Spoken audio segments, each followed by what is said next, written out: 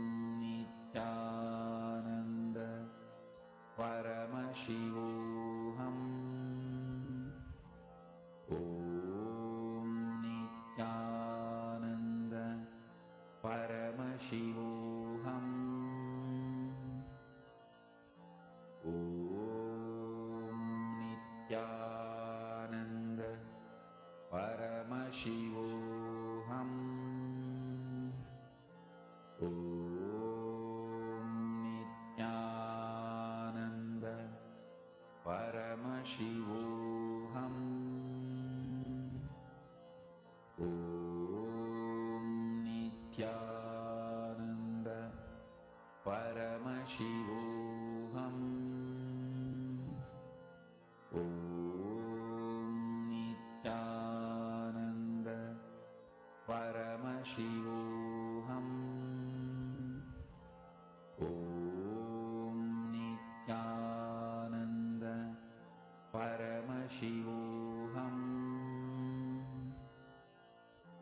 Om Nithyananda Paramashivoham.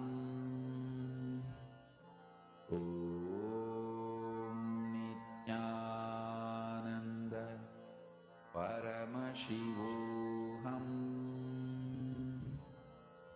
Om Nithyananda Paramashivoham.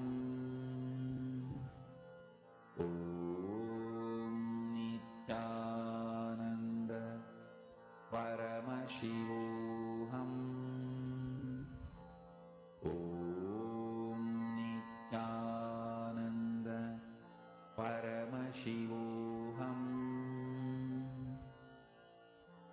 Om Nithyananda Connect more and more to Swamiji. See, just the darshan we all had received. It's so powerful. The initiation was so powerful. All of you will be able to see how the power manifestation happens. I request everyone, please sit and do the scanning. Who all are doing the scanning? Can each of you post who all are already doing with your partners? Please post.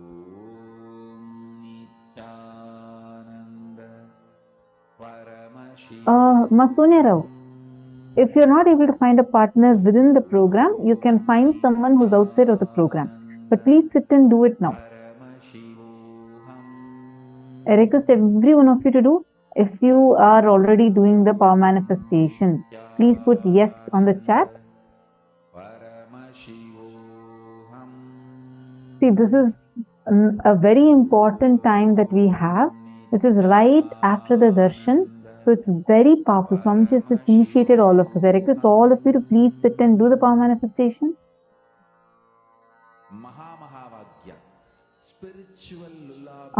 Yes, Sanjay Oriya, you can cover fully. You can just make a small rectangle also. Like just one small rectangle filled with the Aushadha. That is where you will see. This Mahavagya completed. Adamya Sharmaya, that's wonderful. So, were you able to manifest? Wake up song for Paramashivam. And keep doing more rounds. Wake up in you. Who all were able to manifest? Just remember this one powerful cognition. This Mahavagya. All the serving Epita Yajaman, serving Epita Kartas, I request all of you to do it. This is spiritual lullaby for Samadhi and Suprabhatam, wake up song for Paramashiva in me. For Paramashiva to manifest. With this one spiritual powerful cognition. See, this is not, I read your message, your post is saying that Nirvikalpa Samadhi needs to happen in me first, only then that can manifest. Don't worry, listen. Who's manifesting? Are you the one who's manifesting? Or is it Swamiji who's manifesting through you? It is Swamiji, right? And the seed has already been sowed inside, during the darshan. So don't underestimate the power of it. Okay, you just sit. More and more you manifest the powers only, more and more clearly, intensely you would start. Are you understanding? See, it's basically you're trying to tune yourself more and more to the space of oneness. And it is from that oneness the powers manifest. That's the difference between Shaktis and Siddhis. What we are doing is Shakti. Siddhis are where, okay, you need to sit, put all your effort, and after putting your effort, doing your sadhana, as a side effect of that, what manifests are Siddhis. But here Swamiji is giving us Shaktis, where you're sitting and you're connecting. You're saying, Swamiji, I'm just right now declaring oneness with you. You manifest through me. Swamiji will start manifesting through you. That is Shaktis. You have been initiated into Shaktis. So you don't need any effort from your side. Understand, all of you please listen. One of the biggest things human beings carry is a pattern that we all carry, a suffering we all carry is deeply feeling I am not qualified enough to receive this, to have this in my life. For so many things, we feel underqualified, like you feel you don't deserve it. Especially with Shaktis and all that, you feel it's just too much. Oh God, I've done so many things in my life, so many bad things I've done. This I had done. I have these many karmas, these many incompletions. Maybe others can do, but not me. Understand, even if you are the worst person, you're not. But even if you think you are, don't worry, that does not matter, because here your qualification is not required. That one pattern stops us from manifesting Paramashiva through us. Swamiji does not choose the qualified. He qualifies the chosen. Sit now. Let Swamiji to flow through you and manifest. Come on, all of you please sit. Please pair up. Do not waste time now. This is a very precious time. All of you just pair up here within the room. And please do a round of power manifestation now. So in a few minutes, we are going to be entering into the next session. But please do not stop your power manifestation. I request you all to please continue the power manifestation even when we enter into the next session. Is this clear? I request everyone to do it. Sanjay Oriya, sit and do the power manifestation. First thing, drop your pain of not manifesting earlier. Understand? Will arrogance says, I want to sit now. If I manifest now, then I manifest. If not, this will not work for me. Will persistence says, I decide to sit till I manifest. Switch to will persistence, you'll definitely be able to manifest.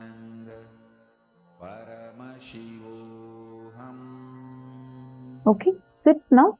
I request all of you to sit and do the power manifestation. See, there's a very nice story.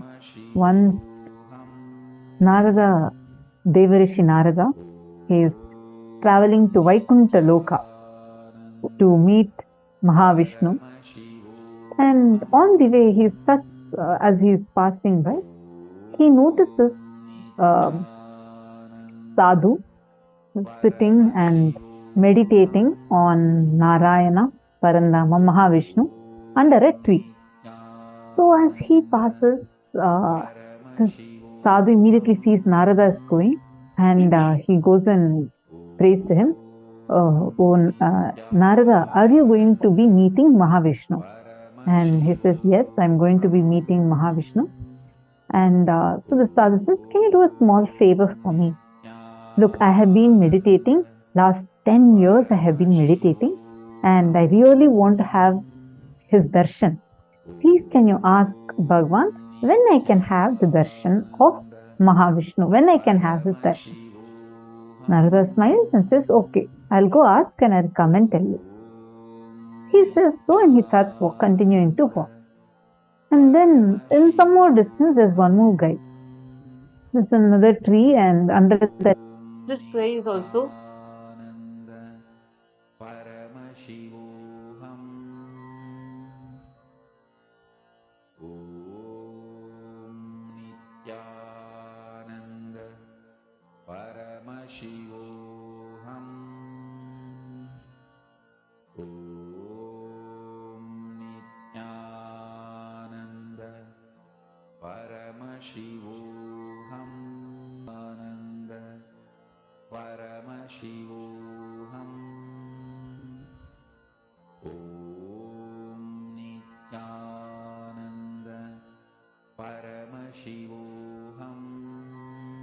Paramashivoham.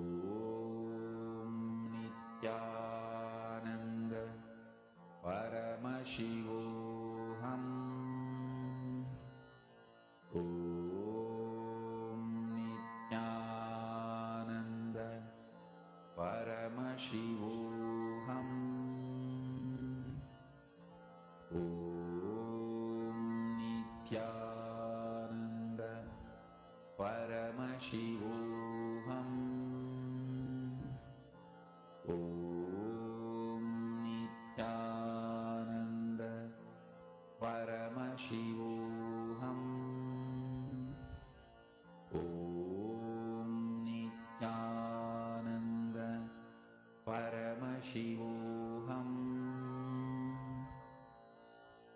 Om Nithyananda Paramashivoham. Nithyananda, I'm so sorry. I hope now all of you are able to hear me clearly.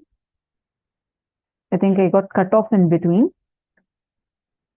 Sorry. So I was saying that so this Narada is walking and he sees the second person. I think that's where I got cut off, right?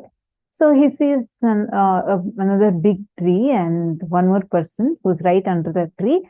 And this guy is just singing and like dancing.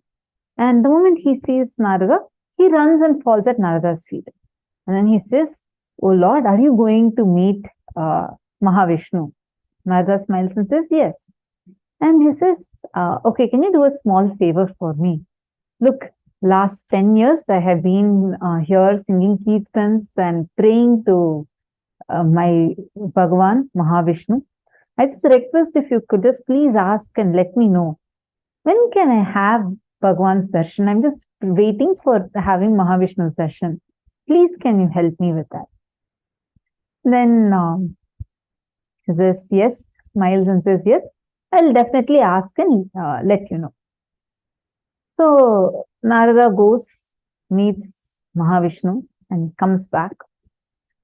Again, he's on the way and first he meets the sadhu who's sitting under the tree and meditating for 10 years. Then Narada says, "I asked Bhagavan Mahavishnu. He told that you need to wait for 1 more year and in 1 year you'll definitely have his darshan." This man, he says, "What do you mean? Last 10 years I have been sitting and meditating. What do you mean by coming and telling me I have to wait for 1 more year? I am not going to wait. Today, if he is not giving me darshan, just leave it. I don't even want the darshan. I am just frustrated at this whole thing. I am dropping all this." And he just gets up and goes in. And Narada goes, he meets a second person. That fellow is still jumping and dancing and singing. The moment he sees Narada, he is also delighted. He runs and comes. Then Narada, he says, he asks, "Did Bhagavan tell anything?" And then Narada says, "Yes. He told that you need to wait for as many births as there are the number of leaves that are there in this tree." It's a huge tree with so many leaves. And Narada says, so Bhagavan told that you should be waiting till all these trees, you take the number of birds, as many leaves are on this tree. Narada was expecting this fellow is also going to get frustrated and go. But on the contrary, this fellow started jumping even more and dancing. He dances. Narada is puzzled. That first person at least had to wait only for 1 year. Here, Bhagavan has told him to wait for so many births, not even years. What happened? Why are you jumping and dancing? He says beautifully, "I am so happy that at least Bhagavan told that he is going to give me darshan, at least in one of the births. So I am so happy that I have a confirmation of going to receive his darshan." That moment he told that and starts dancing, all the leaves in the tree falls and immediately Bhagavan Mahavishnu appears and gives him the darshan. Understand? This is life. The moment you feel that you will wait forever for the divine to manifest and just drop your frustration, drop all the incompletions that you are holding on to, the will arrogance you're holding on to, you will see all the so-called obstacles that are there in front of you would just melt. Immediately you'll see the breakthrough happening to you. Instead, if you hold on to will arrogance and you say, now I need to get it. If I don't get now, this does not work. We will be like, let me manifest him. Let me sit as long as it takes. I am ready for it. I will not move till he manifests. You will see that decision will immediately make him manifest through you. How many of you want to switch to will persistence?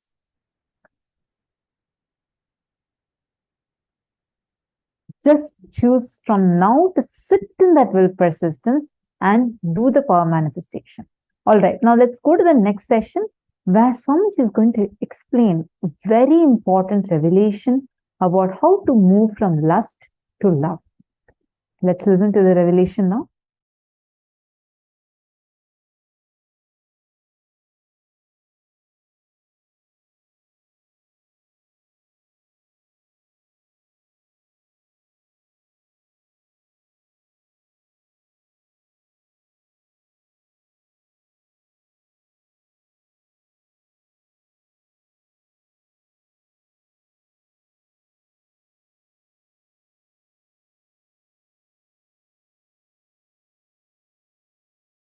Shallow breath is lust, deep breath is love. That's it. Existence is alive just like you, and it breathes just like you. Whenever there is a shallow breath, the insecurity your system feels makes you feel lusty about your body, your identity, your emotions. Understand the primal lust is lust towards your body, your identity. Then it extends to lust towards wealth, other person, and all, everything. The primal existence of the lust is fundamentally short of breath. Short breath and short of breath, the insecurity generated by it. I am making a simple equation. Nothing else. Deep breathing, long breathing will create such space in you. Simply, you will be in love with you, with everything and overflowing. Lust is nothing but short breath, short of breath, and all the incompletions, insecurity generated along with short breath. Understand? I am not going to ask you to have a deep breath. The moment I reveal this secret and understanding, you will start having deep breath. That is Jnanapada. The solution should be as simple as breathing. Listen carefully.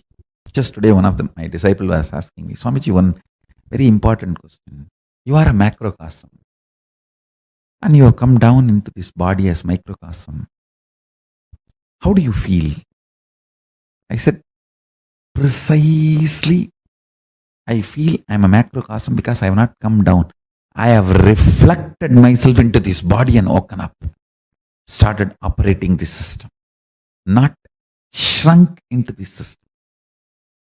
This system is not exclusive of me, it is inclusive of me before the system was created, during the system was functioning, after the system stops functioning. Throughout, this was inclusive of me. That's all. That's all is the difference between lust to love. If you feel the system alone is you, you exclude everything else. The exclusivity, you feel only the system is you, the body is you, or your identity is you. That's lust. Short of breath, short breath, insecurity generated by it, all that comes. Yogi is a person who breathes with cosmos. That's all. Yogi is a person who breathes with cosmos. That's all. I'll repeat. Yogi is a person who breathes with cosmos. Just breathe with cosmos. You will be overflowing with love. It's not something you need to do. Even if you remember and the moment you understand, oh God, automatically it starts happening. Jnanapada, knowledge is solution. Fundamentally, with your shrunk, suffocated identity, short of breath and short breath, the kind of the insecurity it generates, the reaction of possessing is manifested by you. Understand, the insecurity invokes the powerless response of possessing. The possessiveness is powerless cognition. Comes as a response reaction to insecurity.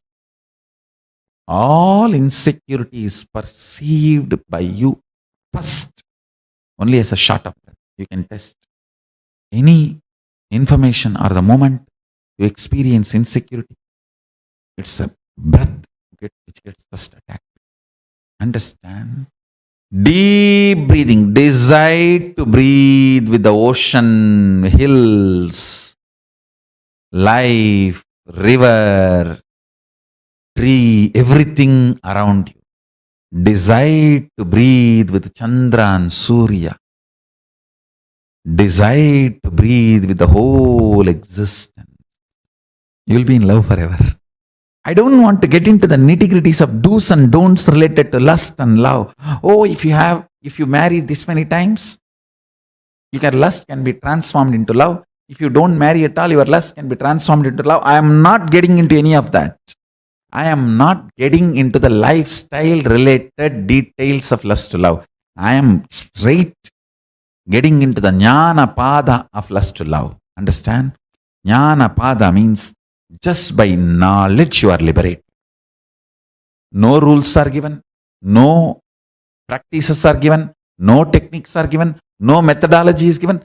Straight by listening to the truths you are liberated. That's it. At the most, very rarely you may be asked to contemplate. That's all. During the Shravana, you are little disturbed, then manana is requested. Means the contemplation. That's all, nothing more.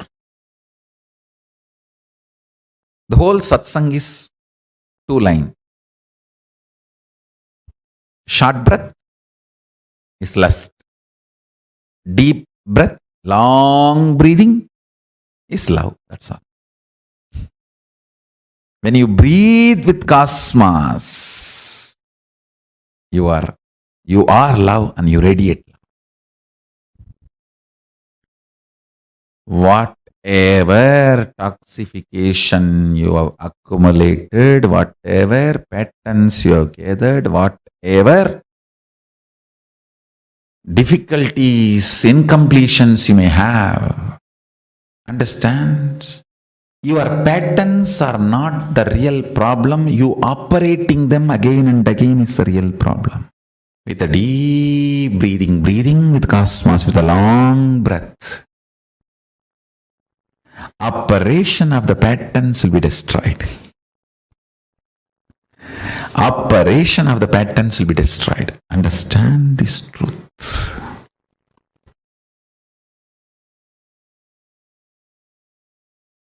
This first statement I am making, your life has nothing to do with what you do, and it is all about how you experience your consciousness. Second statement I am making, life has nothing to do, life is everything about what you are contributing to others, not about what you feel about yourself. Both looks very contradicting or paradox. If you understand in both words, in both statements, I mean different truths, different level truths. First statement, when I say you, I mean different. Second statement, when I say you, I mean different. First statement, when I say about you, I am talking about consciousness. Second statement, when I am saying about you, it's about that selfish, too much of me. That powerlessness, weak selfishness.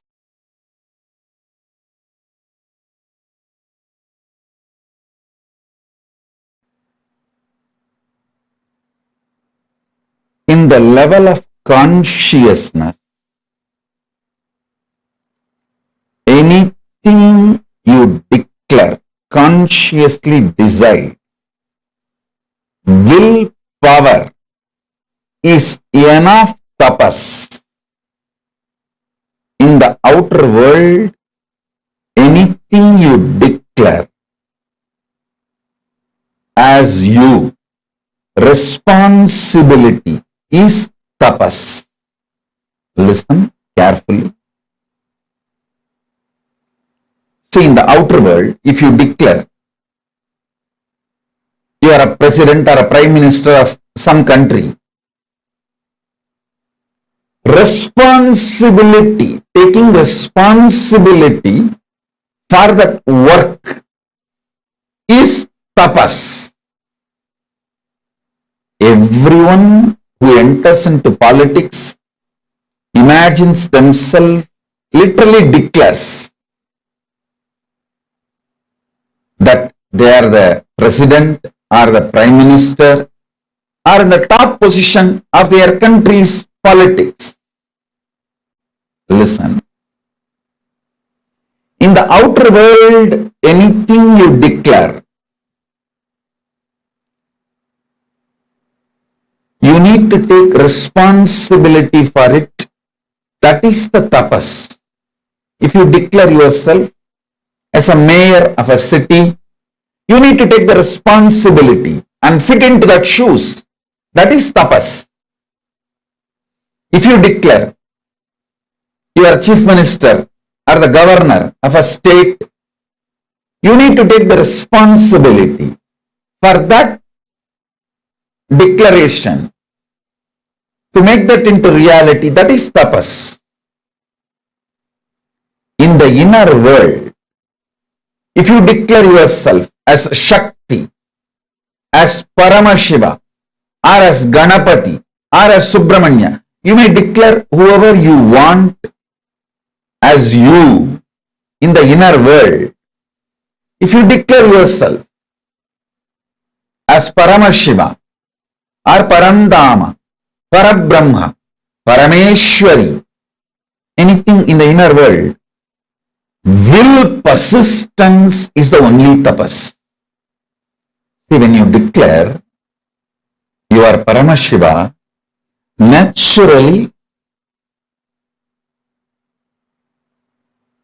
all your inside patterns, self-hatred, self-doubt, self-denial will flare up and show so much of obstacles, problems, difficulties externally and internally.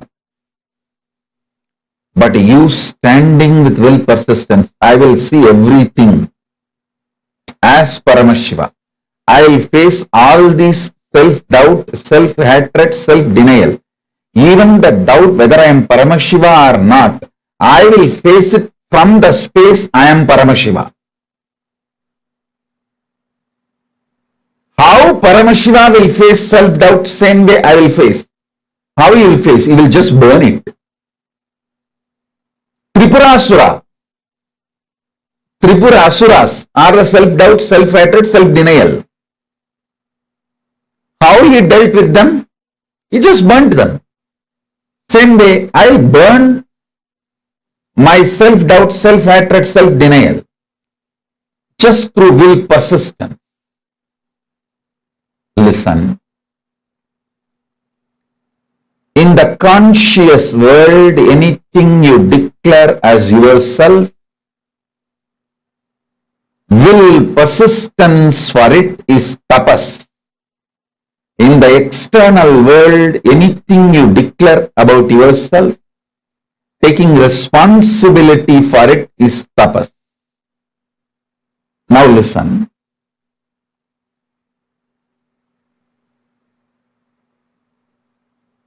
Ardhanarishwara is the pure conscious manifestation of Paramashiva. If you declare you are Ardhanarishwara, just have will persistence as tapas, you will manifest Ardhanarishwara. I tell you,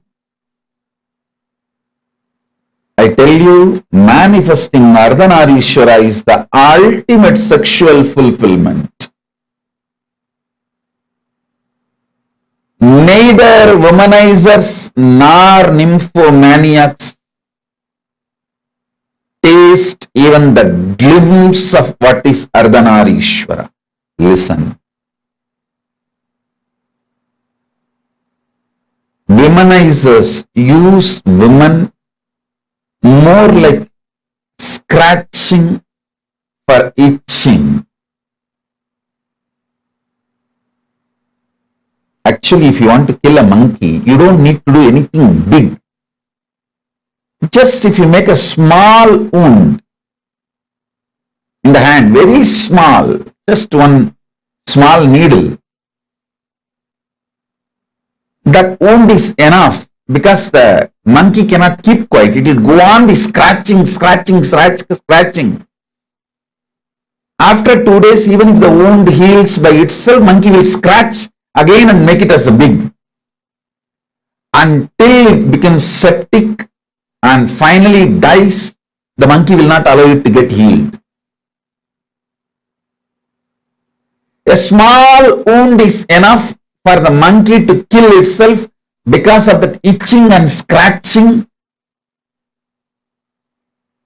is a natural animalistic pattern.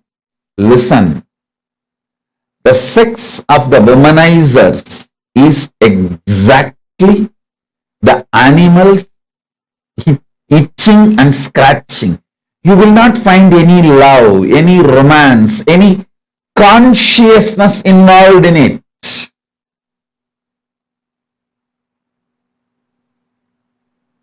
If an act sex can be fulfilling, then prostitutes must have been enlightened long before. Listen, sex does not originate from the physical world or action. It originates from conscious world, being. I tell you, yesterday itself I was telling, even an ordinary act like a smelling or eating starts manifesting from the foundation called love for the existence. Very loving. Maybe their behavior, external behavior may be very loving or matching with people who do acts out of love. The inner space in consciousness, what I call as love, is a overflowing quality towards everything. It's like a, if your consciousness, not the quality of the external habit or attitude or actions. Listen, love is not defined by your external actions. Love is defined by the very existence or the quality of your consciousness. Even if Paramashiva does samhara, means destruction of this universe, I will not call he is angry or he is violent or he is bad. He does even samhara out of his love. I tell you, consciousness expanding itself to celebrate its oneness is love. See, consciousness goes towards the food to make the food as part of itself or for it to become the part of the food. Consciousness goes towards anything only to make oneness happen. I tell you,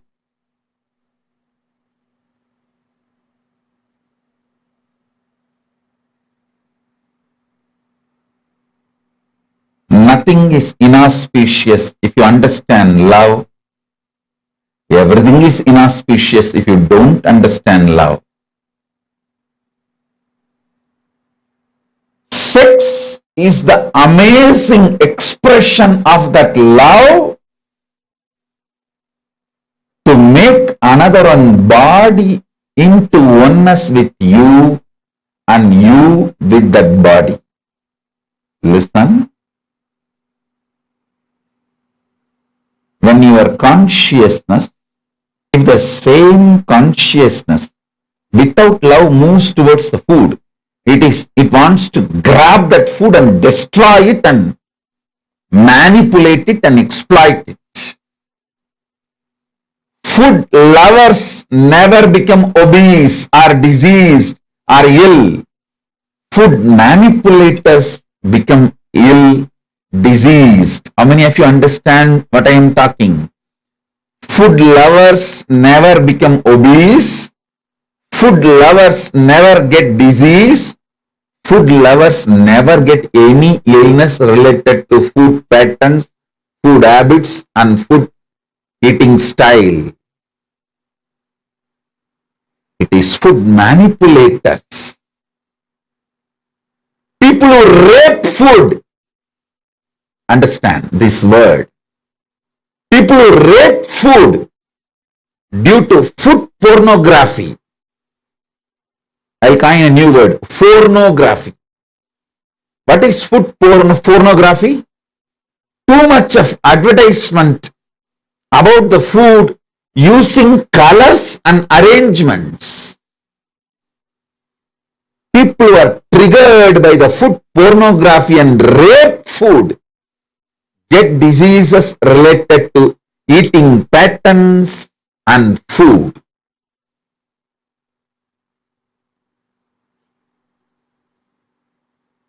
All of you,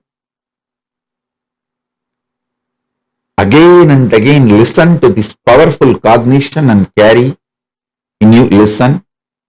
Once you align your food pattern, your sex pattern will be easily aligned and your life will be just celebration. Your life will be just celebration.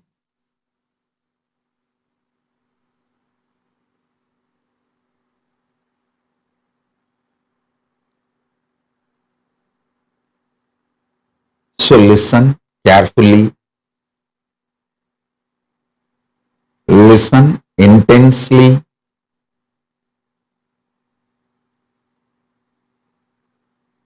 Digest this truth. You loving food is not wrong. You manipulating food and raping the food is wrong. Understand?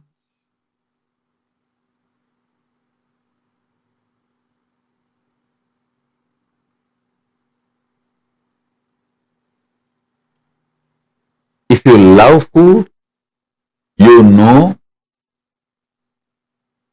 how much of food can become one with you. Your digestion ability. What kind of food can become one with you? What kind of food will empower you and get empowered by you? Listen. Whenever you digest a food and that becomes energy in you, not only you are empowered by that food, you are also empowering that food because that becomes energy.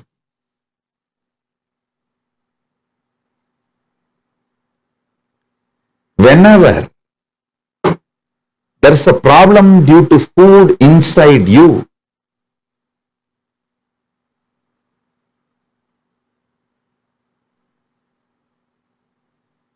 not only you are manipulating the food and raping the food also gets incomplete with you because it has not fulfilled the purpose for which it happened. Right eating with the right consciousness fulfills you and the food. Now, whatever I am talking about food, use the same principle and map it to music, vision, visuals, all the five senses, including sex. You will see very clearly. Are you eating or raping the food? Are you loving and having sex, or are you raping the other person? Are you masturbating out of the high romance? Are you masturbating out of the violence, raping attitude? Look at the whole thing. You need to look into, are you eating food out of love, or are you manipulating food? Or are you raping the food? Same thing. Are you having sex out of overflowing romance, love, oneness? Or are you just raping the other person out of anger and violence or some other reason?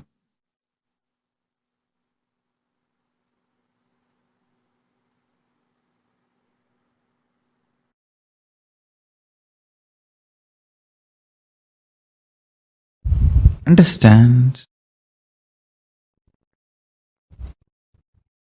Sexual act, a man first feels physiologically pressured by the hormones. So physiology sends the signals to body, physical structure. So it starts responding, but psychology is not having enough life positive affirmation to be active. It does not have enough love. It only feels the pressure of physiology and physical components. So it is waiting to take revenge on the physiology and physical component the moment act is over. The moment act is over, psychology just takes over.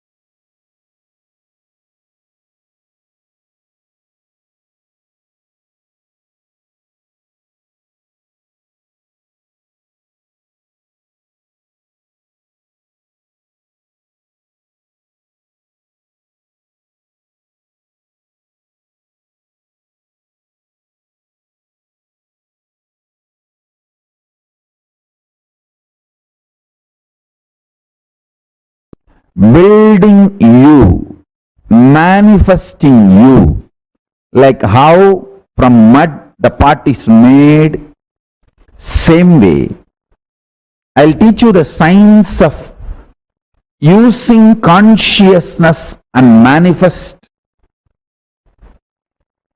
your life. Simple 3 instruction. Listen. I'll explain the logic, science behind the instructions next. First listen. The root chakra, Mooladhara, the lust energy centric chakra. Second, Swatisthana, the spleen chakra, fear centric. Third, Manipuraga, navel chakra, food and ori-centric. Now, listen intensely.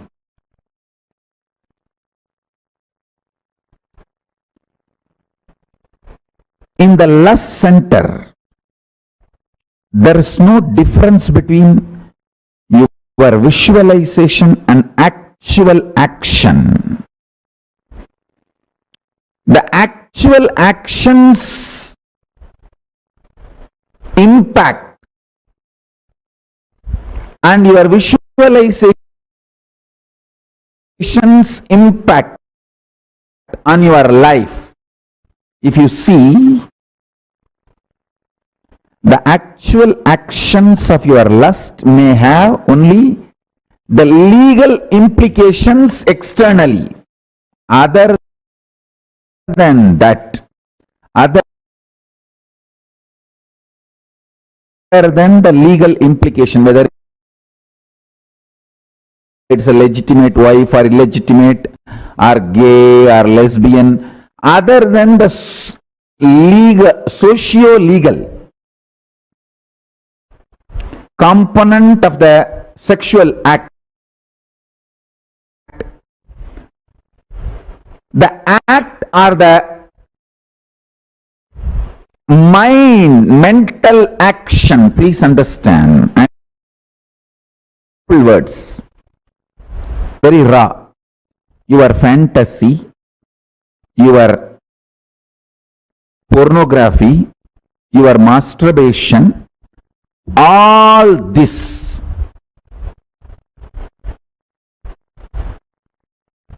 and actual sexual act,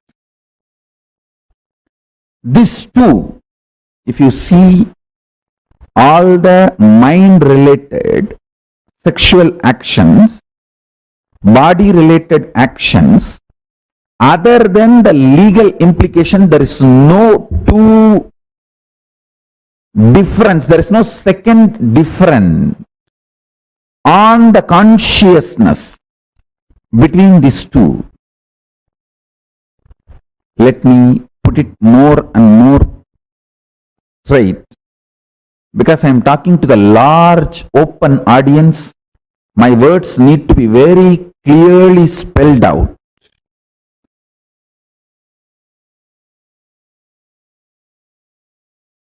That is why step by step I am spelling it out and using long sentences. Listen.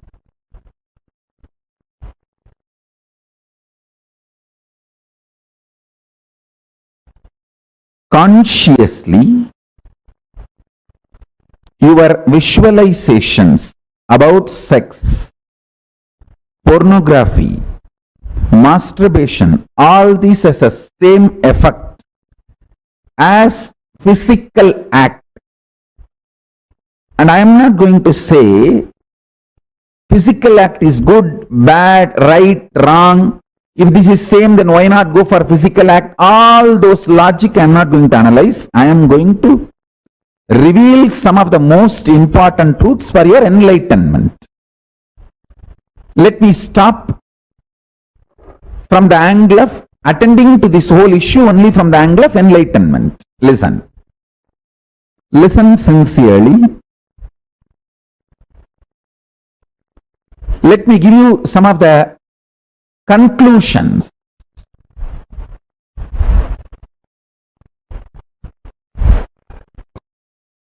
Let me give you some of the conclusions so you will understand the logic. First,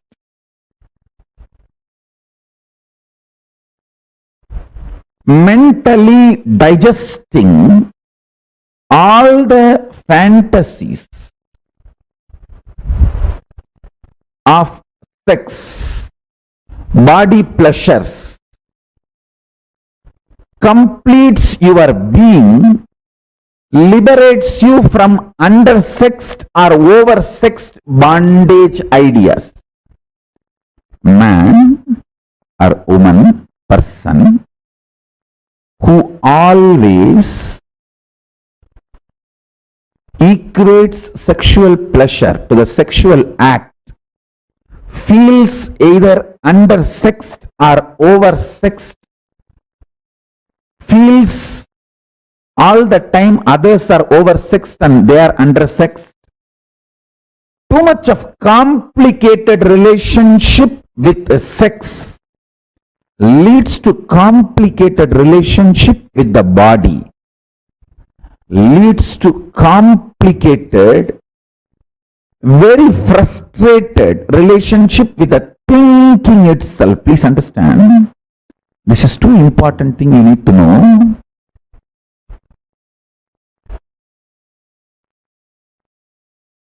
You need to know the conclusion I wanted to give, and powerful cognitions you need to carry, both. The conclusion I wanted to give, listen carefully. Your conscious expression, manifestation of lust, sex, sexual acts, fantasies, pornographic manifestations, your wild perversions, everything. If you sit and chew them consciously, not mentally, there is a difference between mentally and consciously. If you chew sexual fantasies mentally, you will be obsessed, and all the actions related to sex will be like a compulsion, forced. There will not be any conscious involvement, freedom or participation. More like a, you have to sneeze. Listen carefully. Mind binds, consciousness liberates. Formula, basic sutra. Mana is bandha, chit is moksha, mind is bondage. Anything done mentally leads to obsession and obsessive compulsive behavior.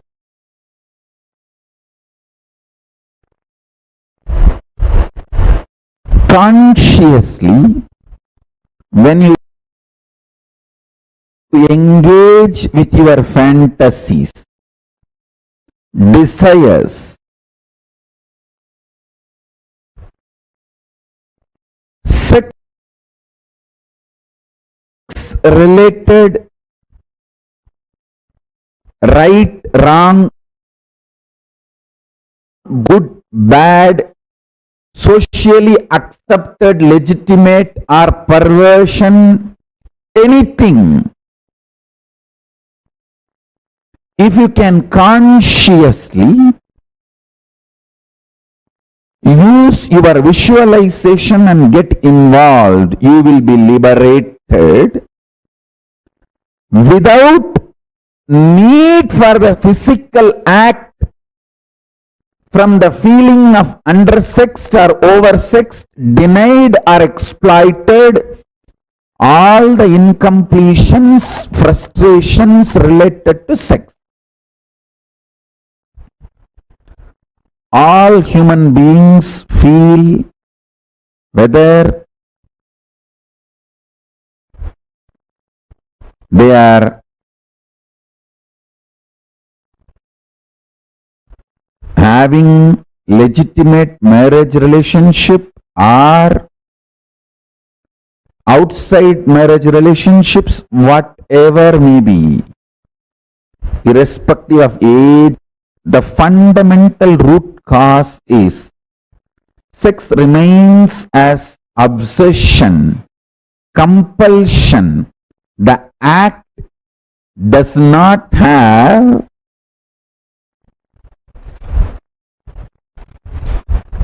liberating consequence, fulfilling consequence. It may be tiring, releasing, letting you rest, but not fulfilling. Please understand. I'm getting into the deepest important formula for power manifestation.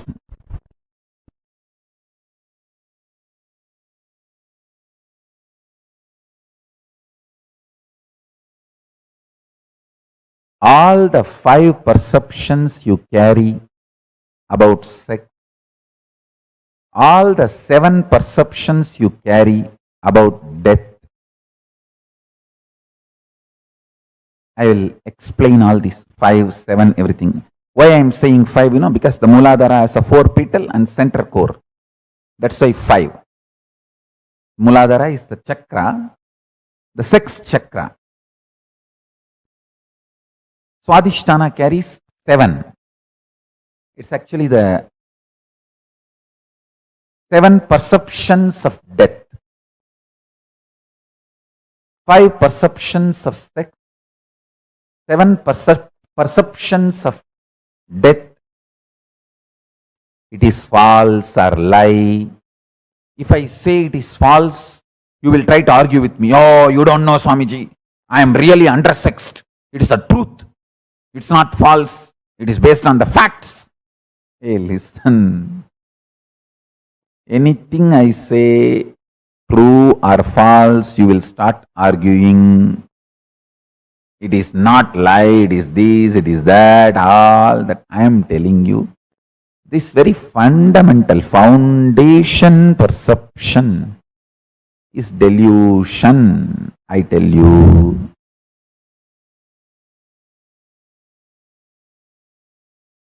If you know the joy of remaining in ecstasy internally through unclutching, externally whether some body touches you or not, this whole perception about the sexual activity and the sex gender identity, the whole thing is delusion, I tell you. Even if you struggle unclutching, try for half an hour. Your internal harmony to the alchemistry of Paramashiva through unclutching. Unclutching is the best catalyst agent to make the chemistry of your biology kadisutrodara bandhanaihi. This is one more Shastra Pramana where Paramashiva describes himself in Kamikagama Purvabada, 4th chapter, Archana Vidhi Patalam, sloka number 330 and 331, Sadashiva Dhyanam, Shantam Chandrakala Chudam, Sarpasannata Sachatam, Kadisutrotara bandhanaihi.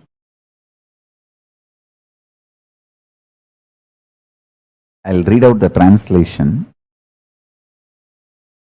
Tat chatam means Paramashiva as jatas. Udarabandhanam means the ornament tied on the abdomen stomach, means the abdomen of Paramashiva is tied, not having belly. Paramashiva is having a controlled, strong stomach.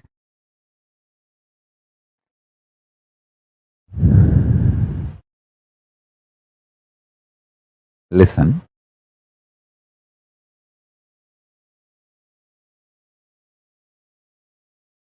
Whatever I am trying to convey today through this satsang,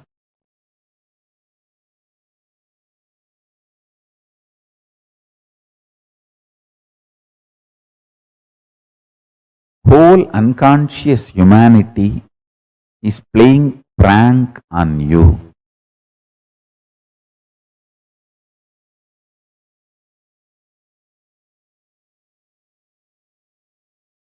Don't get pranked.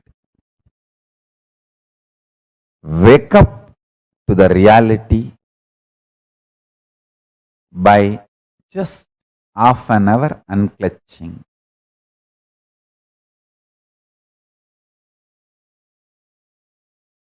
Half an hour. Attempting to unclutch is also okay.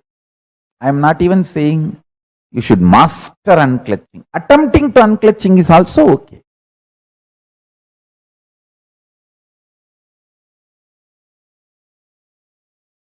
The social concepts and definitions of gender related issues, if you take it as a joke, great. But if you seriously record them in your muscle memory and biomemory and keep them inside your cognition, it can be dangerous. Please listen. It can be dangerous. Society, the kind of a tension that muscle memory, biomemory goes through, the kind of a suppression it goes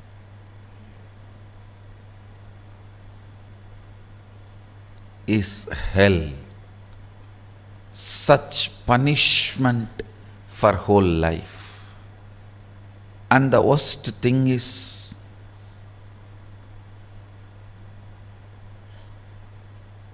whatever you suppressed in you, declaring yourself as the male and avoiding anything other than so-called male, you will be searching for it in some other muscles which you will never find. Which you will never find. And this seeking goes on, tortures the person who is living with you, who has committed their life to you. It is like you torture the other person. The other person, she has her own suppressions. She is also product of the society, unenlightened resources. She has suppressed in Indian villages. This early morning hen will come out with chicken and start searching all the dustbins for food. Searching.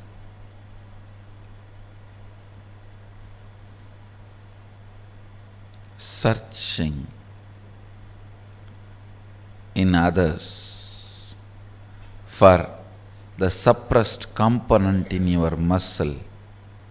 Searching in others for the suppressed component in your muscle.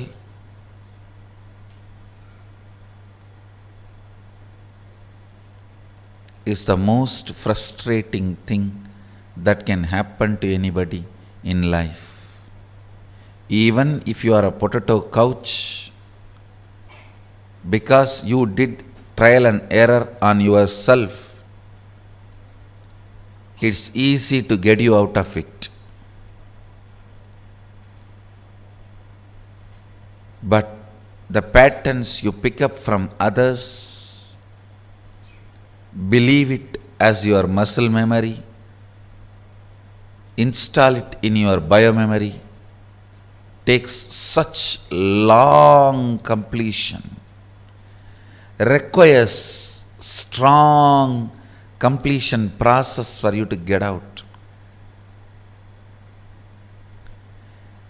Again and again it triggers violence, dissatisfaction, incompletion, resistance, a wrong principles of sex. Slowly, slowly, the exposed upper body started getting associated with the idea of sex. Then they will have to cover.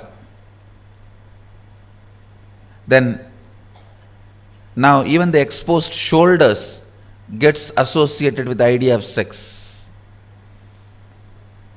I don't know when the exposed eyes and the nose are going to get associated with the idea of sex.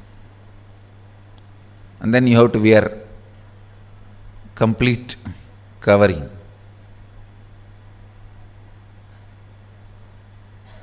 Understand various parts of body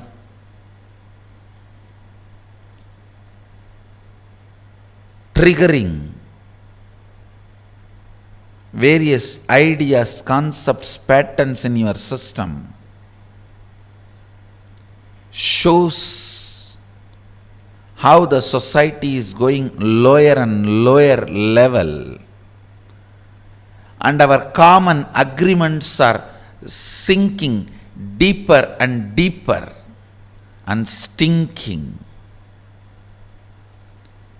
Our common understandings do matter. Our common understandings do matter because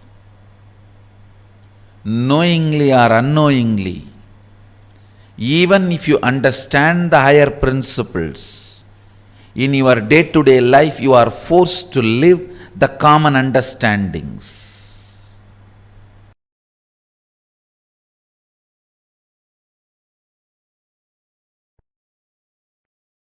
Seek Shanti Tattva because it is reality.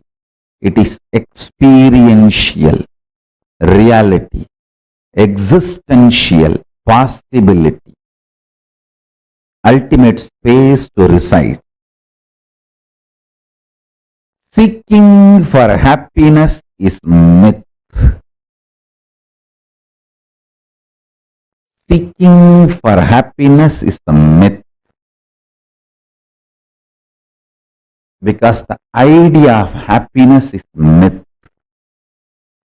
Stop seeking for it. Listen intensely. Seek Shanti Tattva. Seek Paramashanta Swarupa. Paramashanta. It's a real experience. You will achieve it. When you achieve, you will feel your seeking was worthy. But seeking joy is delusion. The definition of joy, the idea of seeking joy, the method or the way in which you seek joy, everything is delusion. When you start seeking peace, Shanta, your visualization capacity mixes, merges, becomes one with your consciousness. Your consciousness becomes one with Paramashiva's super consciousness. Your Sankalpa will become Shiva Sankalpa. Your will become Shiva's will. Listen.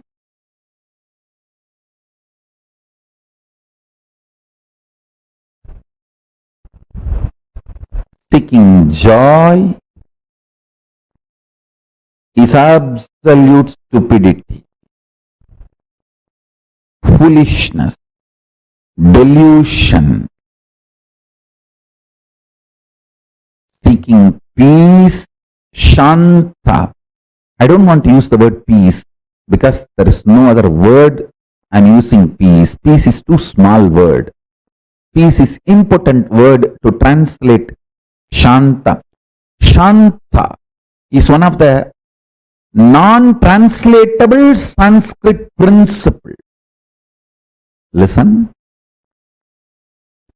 The principle of Shanta, Shanta Tattva, is non-translatable, holds but remains as active component and independent intelligence of the existence is Shanti Tattva. Peace is too small word because no other English word exists. I am using the word peace for Shanti. Otherwise, I am not okay with you chanting Om peace, Om peace, Om peace after every Upanishad verse instead of Om Shanti, Shanti, Shanti.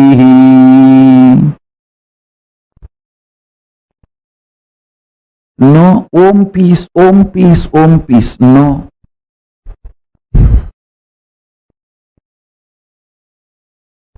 You should know it is non-translatable. But because there is no other way, I am using the word peace. Listen. Listen carefully.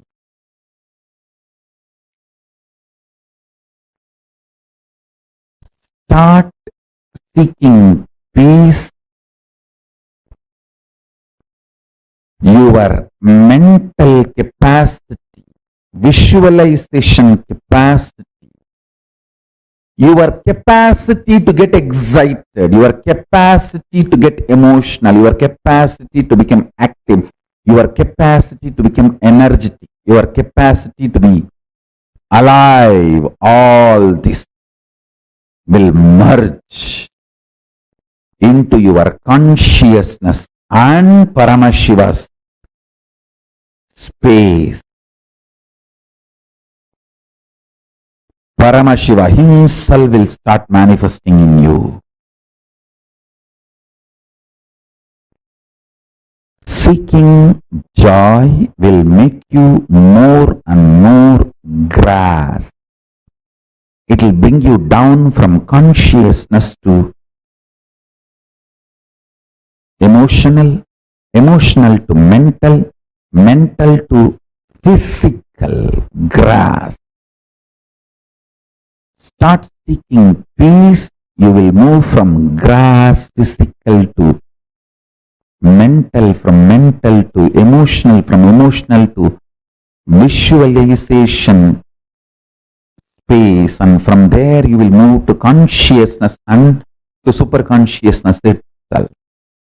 If you start seeking peace, you will get intensely involved in your sex-related fantasies, visualizations, perversions, and you will master it. You will get involved with your fears, fear patterns, the ideas, thought currents which gives you nervous breakdown, mental breakdown. You will master it.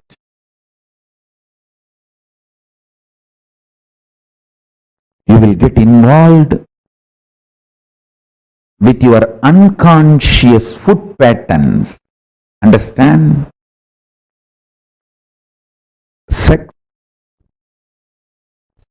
security, food, all the three should not be obsessive compulsion.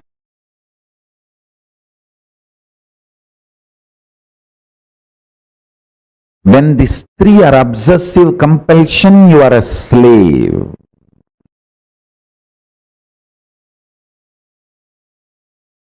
Listen carefully.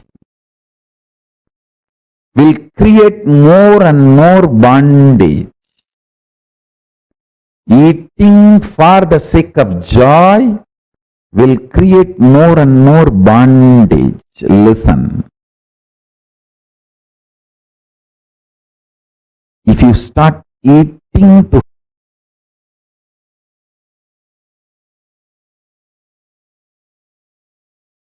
in every level apply this principle which I am talking,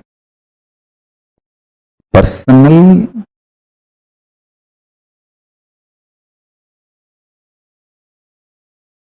physical, mental, emotional, and interpersonal relationship or social issues, with everything apply this principle. Listen carefully.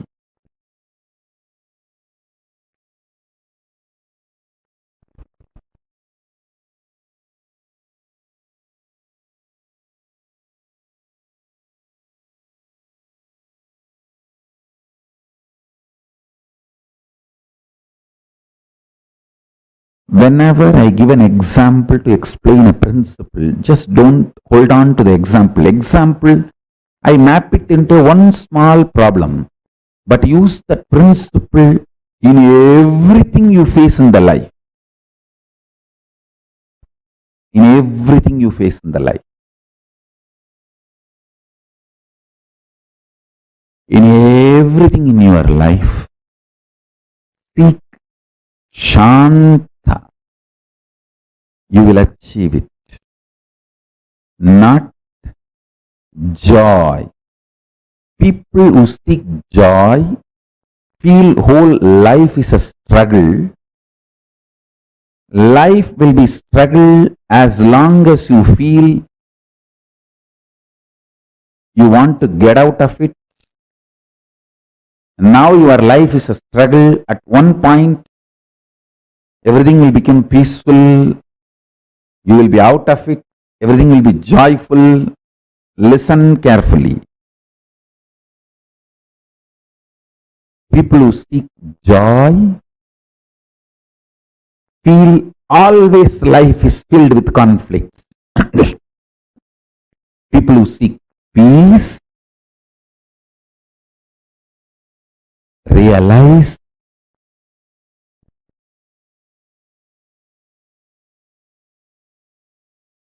there is no such thing as conflict. There is only one thing, responsibility.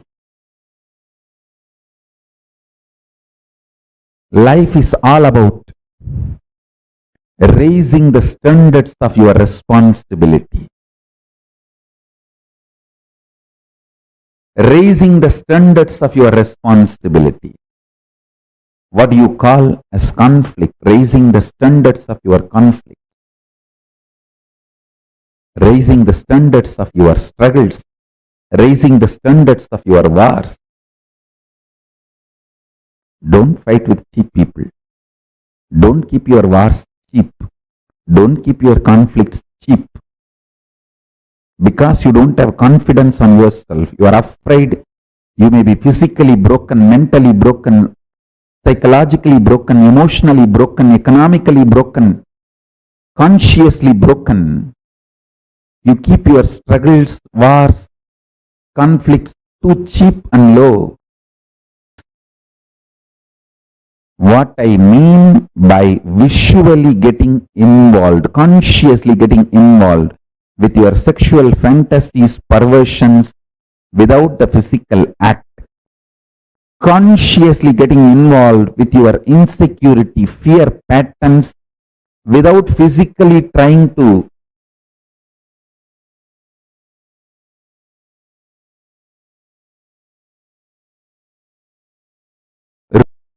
raise your so-called securities. Consciously eating continuously without physically dumping food in your stomach. What I mean by this three conscious involvement and what I mean by tasting Paramashanta Swarupa, what I mean by the word when your struggles are cheap, you are cheap. When your struggles are high, you are high. When you are beyond the struggles and full of responsibility and know that life has no struggle, it's all only about responsibility, you become leader. All these statements will become your realization when you start tasting Paramashanta inside you. All the zigzag puzzle will fall in place and it will become, you will just experience that huge click. Cosmic click. Wow. Yes. Understand?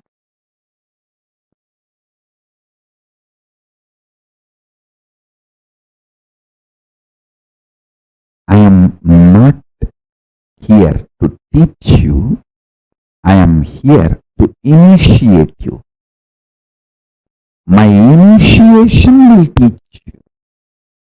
Every day I come to satsang not to teach you, but to initiate you, to give you the Shakti Pada. Actually, to give you my smile, to love you. My love, my initiation will teach you. Your bhakti is your internet connection. My love for you is my internet connection. My uplink connection is my love for you. Your download connection is your bhakti for me. The connection actually happening is Shakti Pada, initiation. I am here just to love you. My love will teach you. I am here just to initiate you. My initiation will teach you. I am not here to teach you. I am here to love you. Every morning I am here just to say, I love you guys. How are you? Doing well? Why you did not shave? Why there is no vibhuti in the face? Why did you put the round kumkum? Why can't you put the Trinetra Tilak? I am here just for that.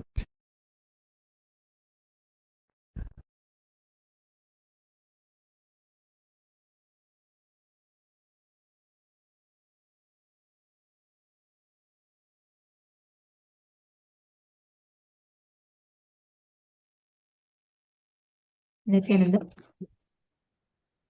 Now, all of us have experienced today some of the most important, most beautiful revelations from Swamiji.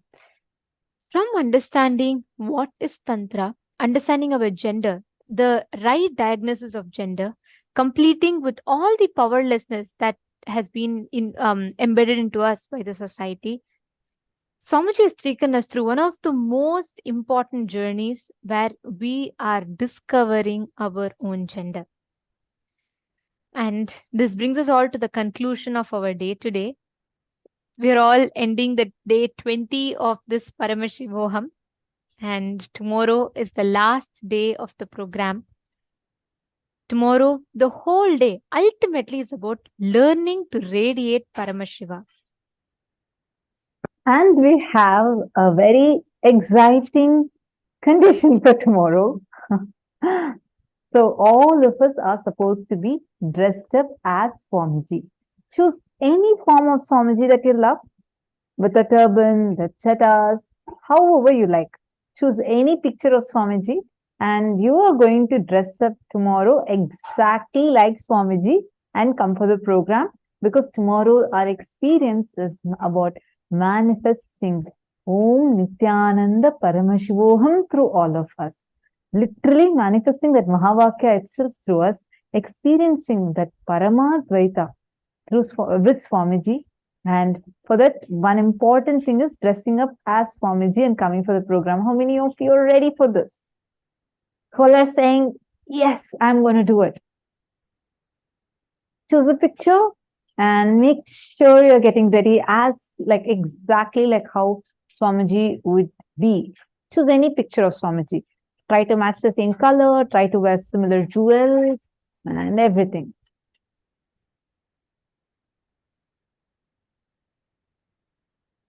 Shri Nitya Krishna Priya has asked a question. What does it mean to let go of the energy of contemplation, not of physical contact, just so understand? Sorry, I'm not really getting your question. Energy of contemplation, I'm not really understanding that. Could you reword it and send it again?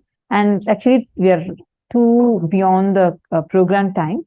If I request, if you could please ask the same question tomorrow, definitely we'll answer, and maybe you could just reword it and we'll definitely answer your question. Okay, I'm so sorry. It's time to end and to disrupt the other people also. So, and tomorrow, if any of you are not getting your gifts, please put your email IDs in the chat. We would make sure it's being sent to you. Today, we have a lot of ebooks that Swamiji himself has chosen as gifts for all of you. So get ready to receive it. Now with this, thank you so much for joining. Let's meet again tomorrow, the last day of the program. Let's now offer our gratitude to Swamiji for giving all of us such an amazing experience today. And let's conclude the day with the Purna Mantra. Om Purnamada Purnamidam Purnat Purnamudachyate Purnasya Purnamadaya Purnameva Vasishyate. Om Shanti Shanti Shanti Hari Om Tat Sat Sarvam Bhagavat Shri Nithyananda Paramashiva Paduka Arpanamastu. Om Nithyanandam. Thank you all. Nithyanandam. Nithyanandam.